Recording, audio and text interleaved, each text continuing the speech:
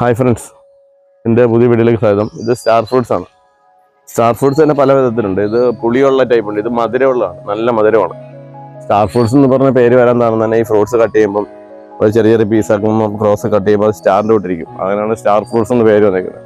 നല്ല മധുരം, ഇത് ഉപ്പിലിടാൻ കൊള്ളാം, അല്ലാതെ കഴിക്കാൻ കൊള്ളാം. മധുരം കൊള്ളുള്ളതാണ്. മധുരമുള്ള സ്റ്റാർ ഫ്രൂട്ട്സ് നല്ല കഴിക്കുകയും ചെയ്യും, നല്ല ടേസ്റ്റാണ്. ഇത് ഒരു 6 കൊല്ലം കഴിഞ്ഞ വർഷം ഇഷ്ടം പോലെ ഉണ്ടായിട്ടുണ്ട്. ഈ പ്രാവശ്യം ഉണ്ടായിരുന്നു, പക്ഷെ തത്തയുടെ ഭയങ്കര ശല്യമായുണ്ട്.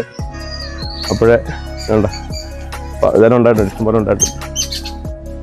ഇത് തന്നെ ഇതിൻ്റെ വലിപ്പം വരും. ഇത് ചെറിയ കുഞ്ഞ, ഇത് നല്ലൊരു ചെറിയ മാങ്ങയുടെയൊക്കെ വലിപ്പം വരും. ചെറുത് വളർന്നു കഴിഞ്ഞാൽ ഭയങ്കര വലിപ്പം വരും. കൊണ്ടു നോട്ടോ ഉണ്ടായിരുന്നു. കഴിഞ്ഞ പ്രാവശ്യം മഴയൊക്കെ ആയപ്പോഴേ തീർന്ന ഉണ്ടത്.